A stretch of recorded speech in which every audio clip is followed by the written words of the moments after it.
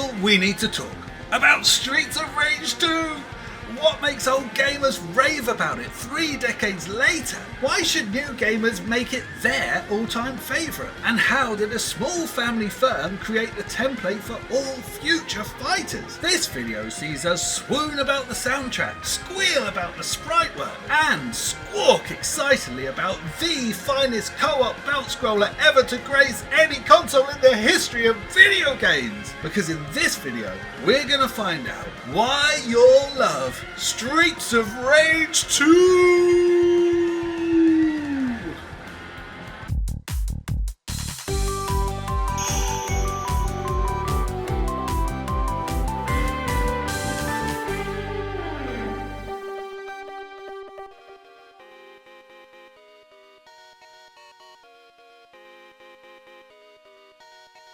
Hello and welcome back to Why Your Love. The Why Your Love series is our effort to unpick and understand and take apart and look at why we love classic games, what it is that's driven our love for decade after decade, year after year. I'm going in the wrong order, but who cares? We want to try and explain to older gamers like us what it is that's driven our passion for these games. And for those that haven't played these games, we want to try and persuade you to go and try them because they're so good. We don't just stop at the obvious things, we try and get right to the heart of it and understand why these ones are set apart, why these ones are truly special.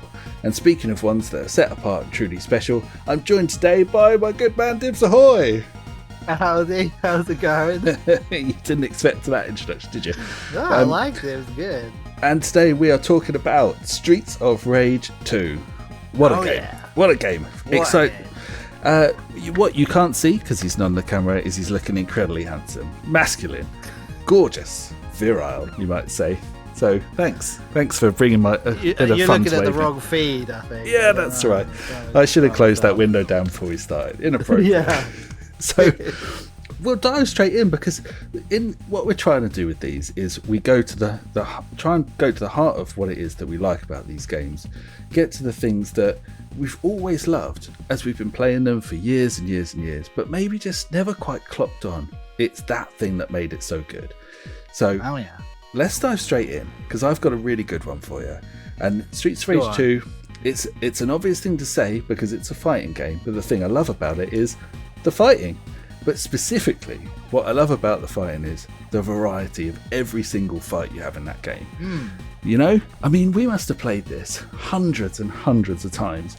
I mean, it's one of the, I was literally saying to you before we started, you pick it up, you intend to just, I see it in my Steam library, I see it on my console or whatever, and just have a quick go. Before you know it, you've played all the way through. And there's a reason why you can keep picking it up over and over again. And it's because every game, every fight, every level is so varied. It's just it's got this wonderful variety of moves. It's got a wonderful variety of characters and attacks. It just feels so different and so intuitive. Fresh and so, each time. Yeah, exactly. I mean, why is that? You know, why does it feel like it's not a button basher? It feels like the type of fight you want to have, it lets you do it. I mean, what's it doing? You know, why is it letting you feel that involved, I guess? Well, I think because of the range of the moves, it's like you can kind of pick different angles and come up with different strategies, and everyone's different. And I really think that's reflected in some, like when you watch different people play it, how they kind of approach it, and they're doing their own thing.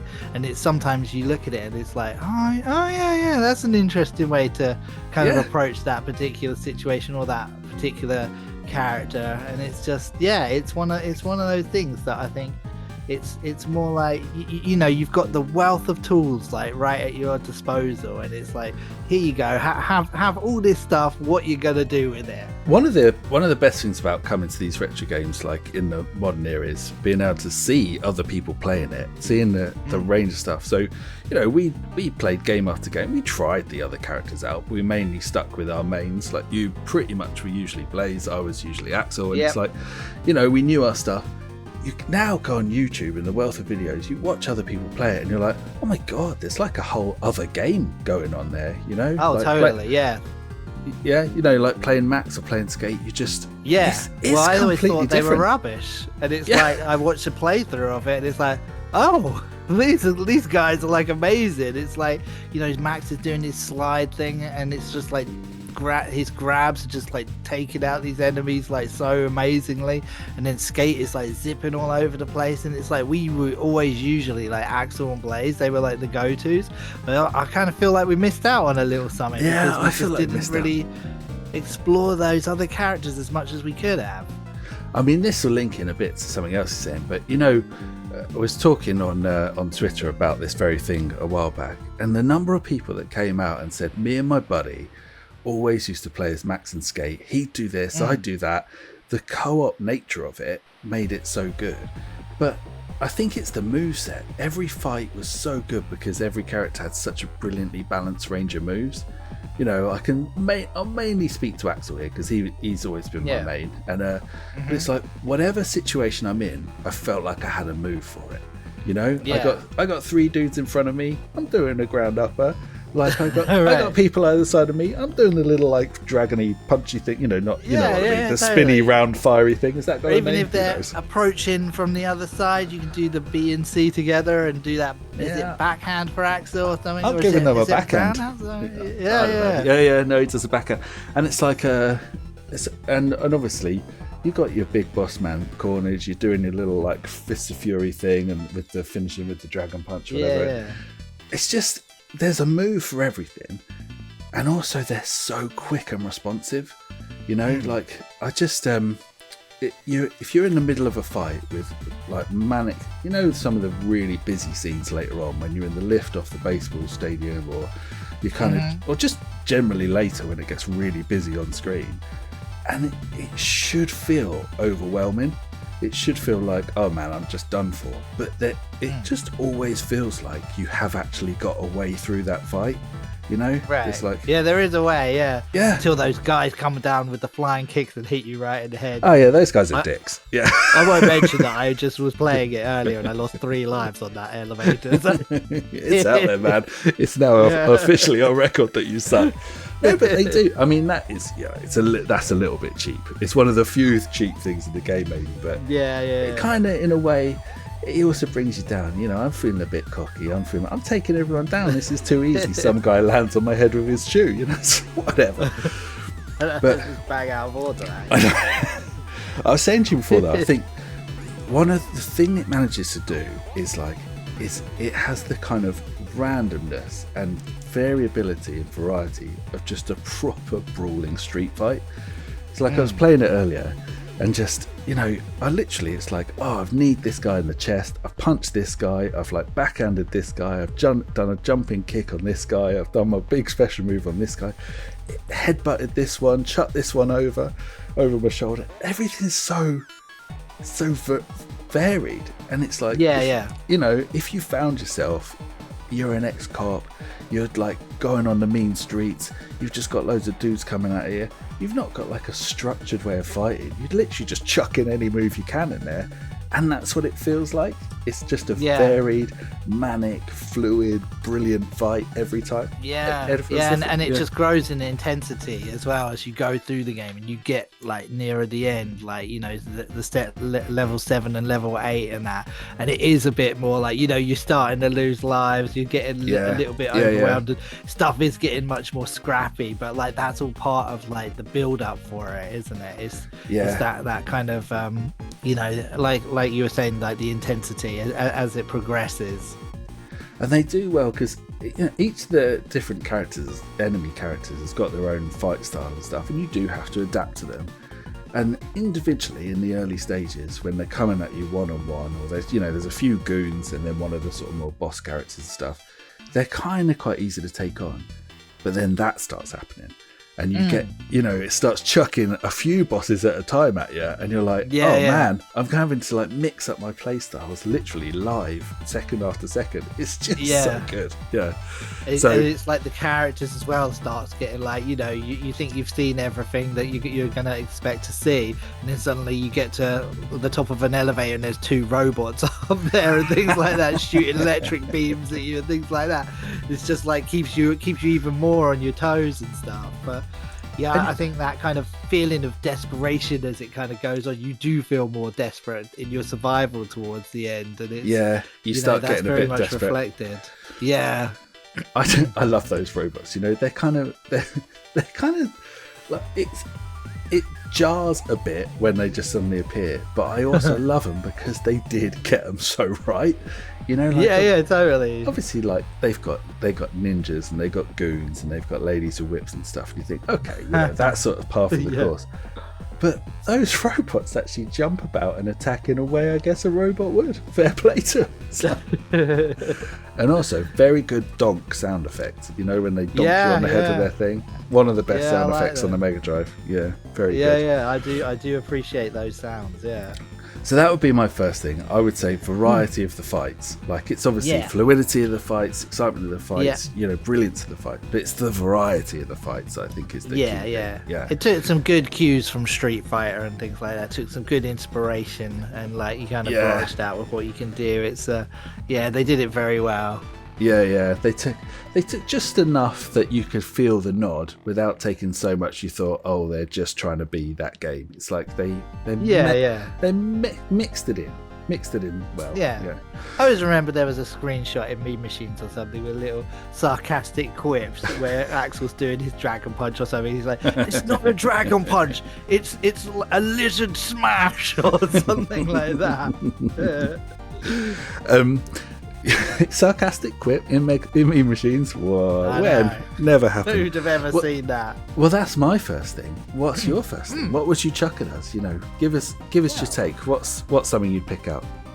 So the second one we got, and this is a big one because it was like obviously one of the first things that you notice when you first clap your eyes on the game is the mastery of graphics, because this really pushed on a lot with the Mega Drive, especially from like Streets of Rage 1, but like a lot of things that were around at the time you just didn't really see this kind of level of quality. I mean, I remember when I first saw the game, I think it was I'm pretty sure it was on an episode of Games Master, and my friend was just about to leave my house to go home, and we just like had our minds blown just watching this game like be kind of shown off for the first time.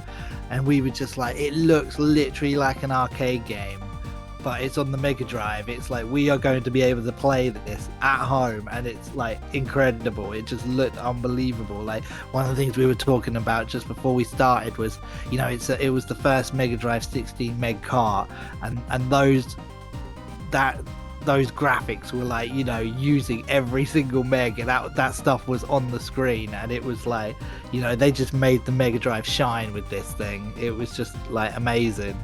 Yeah, you said two things there, I reckon, are bang on. It's like, it made it shine, I think is this is exactly how I feel about it, and it's a mastery of it.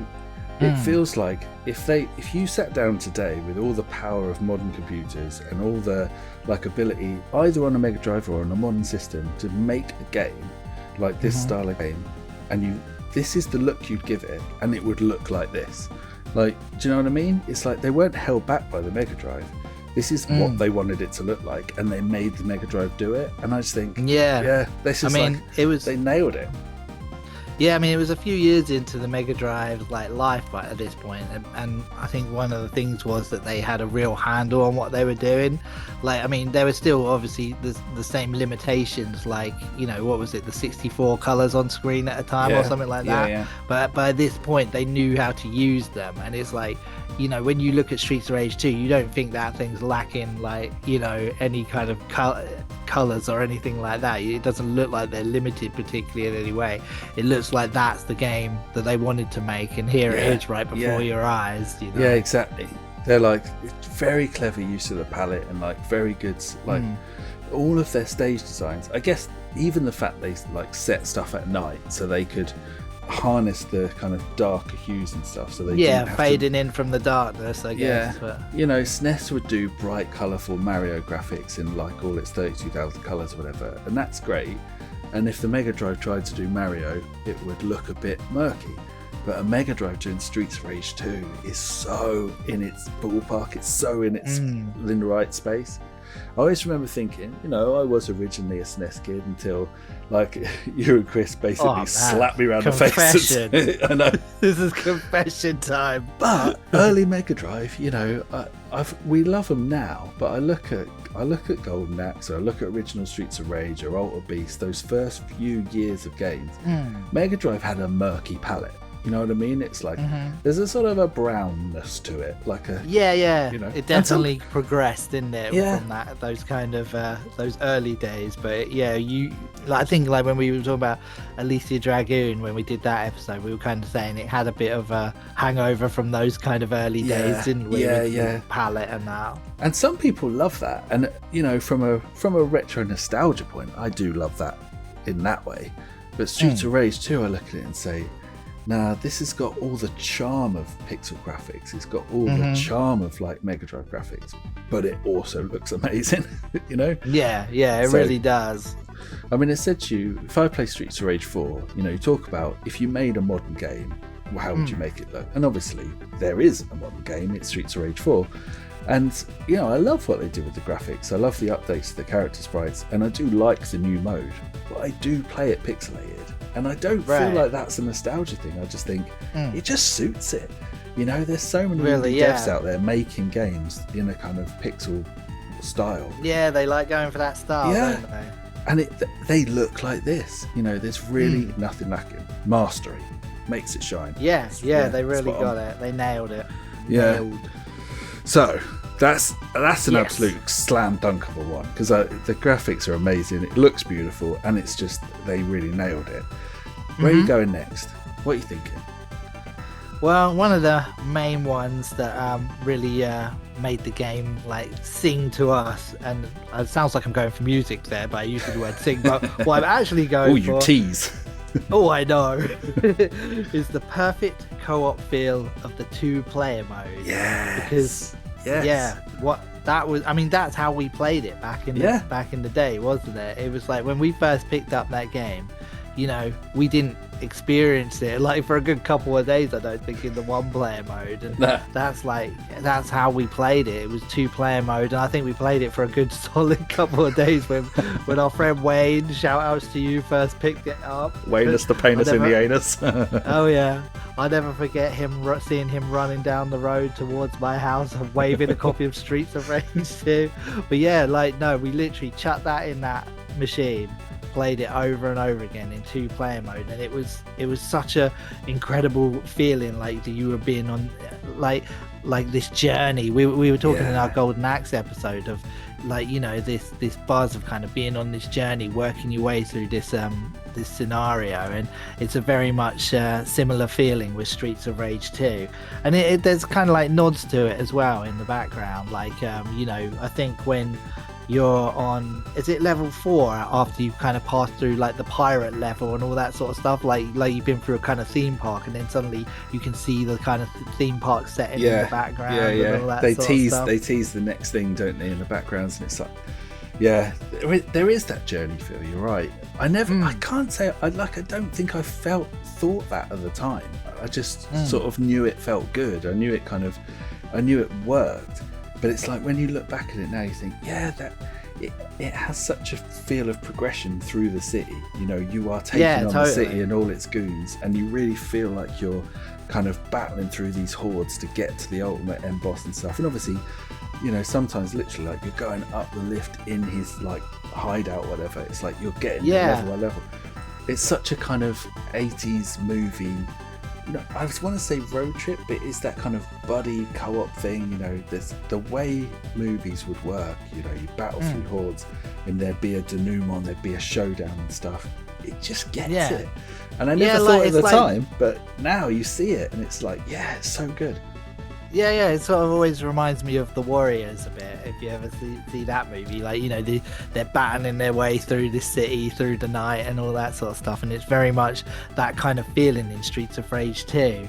But yeah, just the 2-player thing, I mean, there's so many elements. I mean, I suppose it's got a competitive element if you want to kind of try and beat your friends, like high score or something like that. But I think overwhelmingly, it's like the camaraderie that you kind of have with this person as you kind of work your way through it. It's like, you know, it's like what we were saying earlier, like you against the world, but it's like you and your mate, like, you know what I mean?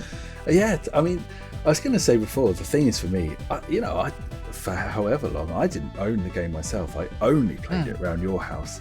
And so I would only play it 2-player, you know, and maybe there's the odd 1-player game there, but I wouldn't like come around your house and say like, oh, you sit over there, I'm going to play it on my own. We would play it 2-player. And sure. Yeah, but it's funny because you say, obviously, these days we're sad old men and we like don't get to play it on like together, and you play it 1-player and you really miss that second player, that camaraderie of it, you know. Every time you crack open a couple of bins or you smash down a box or whatever, and there's like the reminder, isn't it, where there you're should a sad, be 2 lonely person.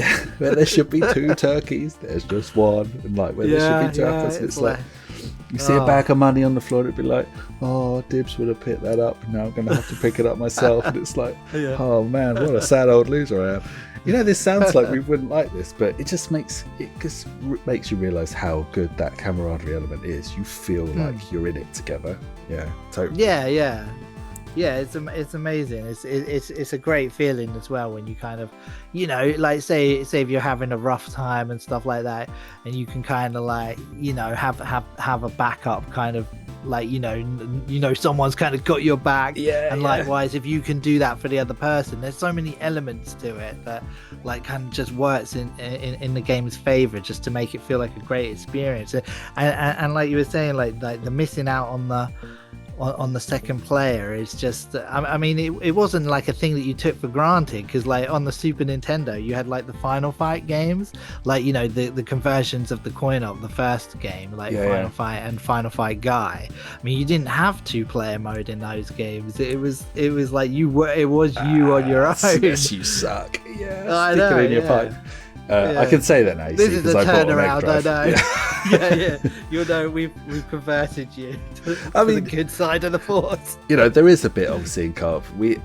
I feel like I'll be saying sorry for this for my whole life, but yes, when you and I used to play, I did occasionally take one of your turkeys.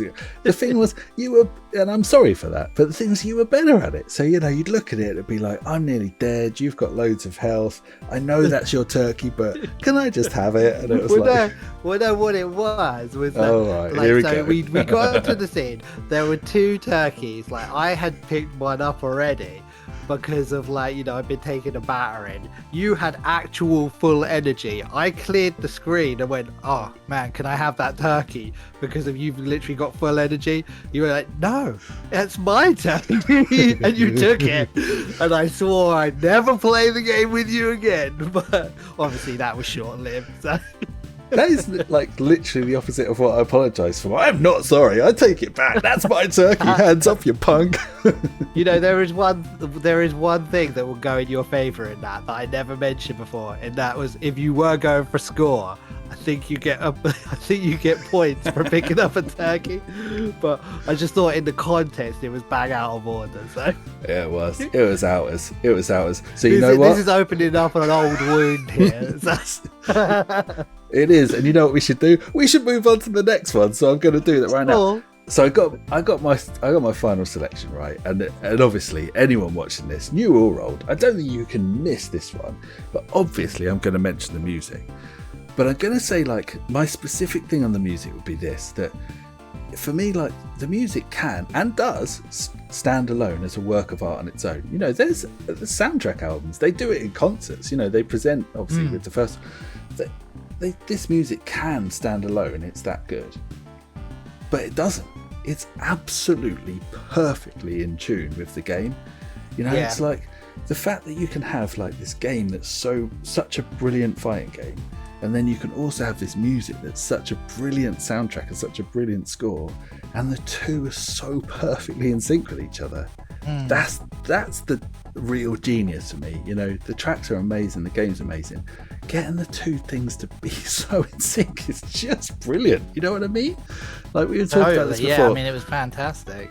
What were you saying about the individual levels? Like you mentioned something about the bar scene and stuff going into that. Yeah, so like, I mean, like one of the things I like is the variety of tunes that you get through the different levels. It's not like level 1 and this is the music for it. It's like level 1 and you have like, I think you encounter 3 different versions of 3 different songs rather off of the soundtrack as you progress through it. Like, you have your go straight as you start off the level, and that's really like, that starts so well. It gets you hyped, gets you in the mood.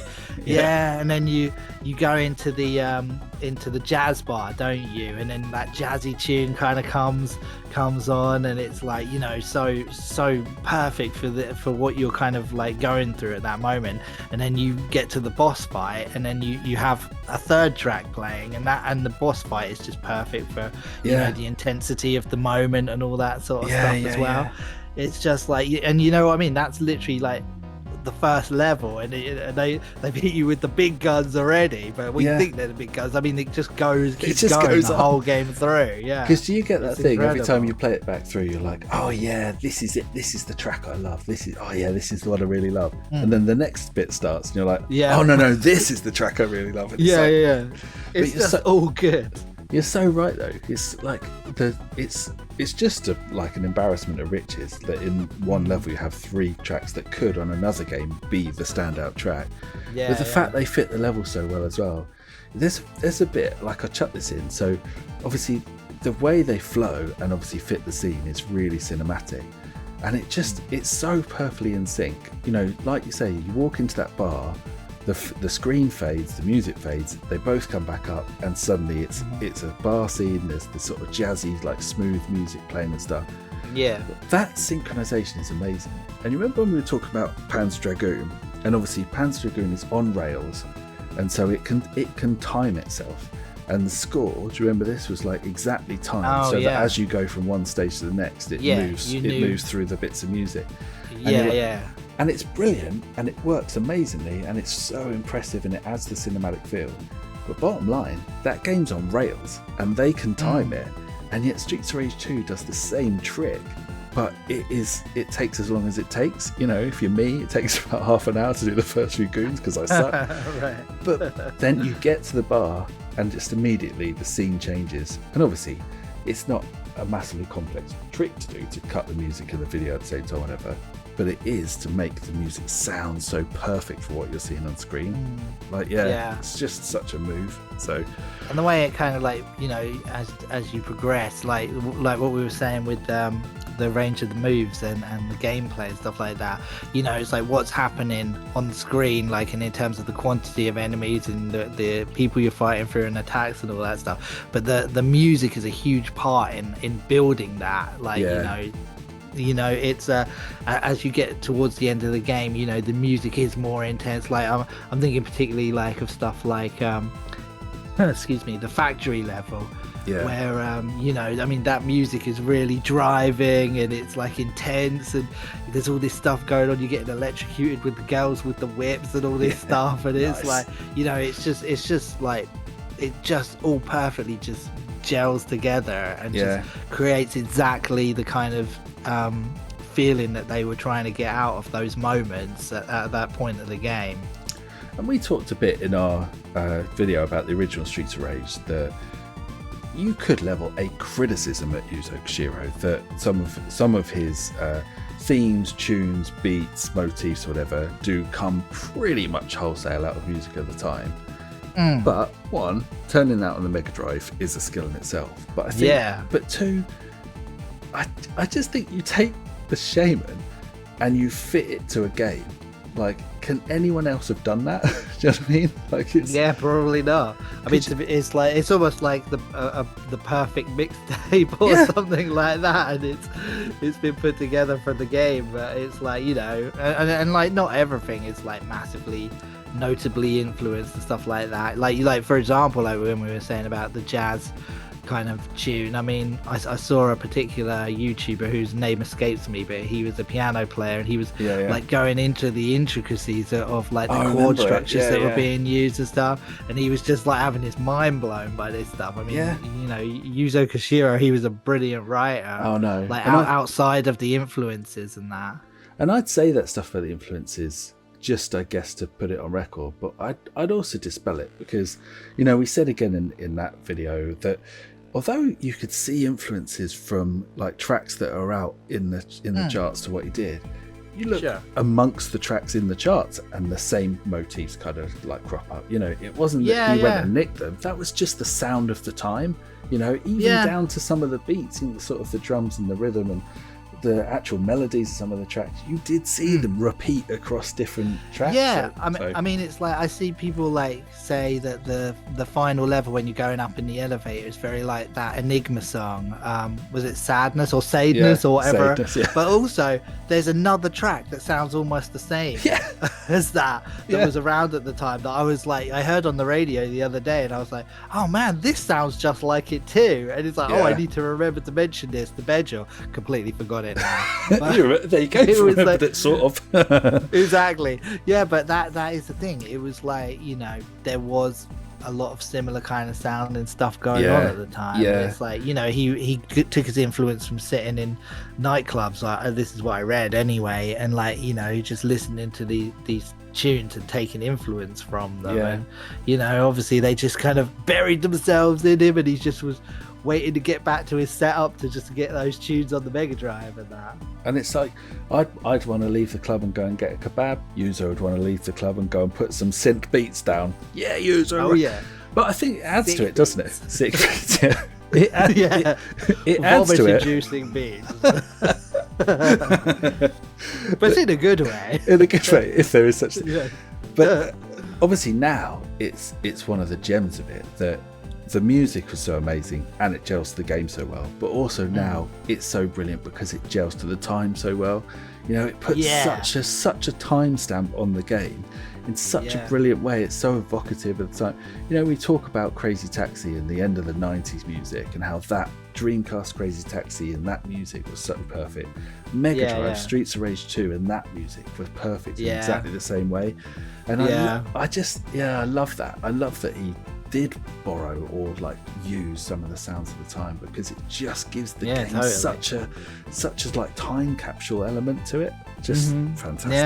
Yeah. And I do remember chucking it onto tape, listening to it in the car, because we drove around and stuff. Like, obviously I wasn't driving, I was too young, but my mum was driving. I had the tunes of Yuzo Koshiro blasting out the window, thinking I was the man. She was always begging you to put those tunes on.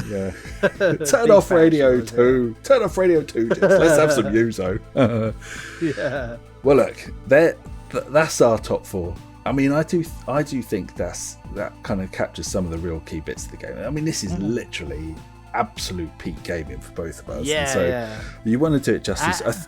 I think those are the key things. Can you pick one out? If you just were picking one of those, where would you go? I think for me, I mean, it would have to be the 2-player kind of thing. It would just be, you know, like the perfect co-op feel of 2-player, because that is what made the game. And don't get me wrong, I love playing through it, and I don't have to battle other people to find those secret hidden lives that are dotted all over the place that I really missed as well in Streets of Rage 4. But it was it's got to be the camaraderie of the 2-player mode, just that sense of journey, the sense of adventure. That was what really made it for me. Well, I'm glad to see you say that after the turkey confessions we had earlier, but I do. I mean, I'm struggling to pick one out because it's amazing it could be that. You'd think when we started this video, even like half an hour ago, I was thinking I'd probably go for music, but I would go variety of fights, because I literally had a fight last time I played it through, and I just felt like I was just going mad, having a brawl. Just sort of everything I wanted to do was just flowing out through the pad. And I was like, man, this game is just amazing. So it could be any of them, but I'd probably go for that one. So it's a good one. So much good stuff to it. Hold up and see when they throw you. Don't forget that. That's an integral. And shout outs as well to the 4th wall breaking bare knuckle coin ops that are also in the game. I always particularly like that. I did have a look at that the other day actually, because I was thinking, you know, we obviously play in the PAL one and it's bare knuckle. In the bare knuckle game, is it Streets of Rage? No, it's not. I don't know. It's bare knuckle in that as well. So. You looked into that. Okay. Well, on the 3DS one, you can switch it between like game modes, and like you can play bare knuckle. And no, they didn't change it. They're lazy punks. Just whatever. Yeah. But what they did change is that 3D mode in that version. They did change it, yeah. Which is sick. And could potentially be vomit-inducing. It's so vomit-inducing. If you've got a depth perception disorder or something like that. So, you know, Magic Fist one, vomit-inducing 3D magic. Yeah, yes. It's properly worth it. You know, I've essentially bought a new 3DS and then modded it so I could play that 3D Streets of Rage game because it's that good. It's like it really is good. Yeah, it's amazing. I love it. So I hope you enjoyed that. That's our run through. We obviously want to know yours. This is a selection of things and a selection of quite specific things we think make this game so amazing, and we think that's why you'll love it. If you've played it through, and there are millions of you that have, let us know what you think. You know, are there better things? Do you agree with what we said? If you've not played it, and I mean there are a few of you out there, I guess. If you've not played it, I hope this has inspired you to go do it, because this is truly one of the greats. It's not just us saying that, you know, everyone loves this game, and I hope this has kind of given you a bit of inspiration to go pick it up. Start Mega Drive, but definitely get the 3DS one as well, because it's well worth checking out. Yeah. Yes, hope you enjoyed.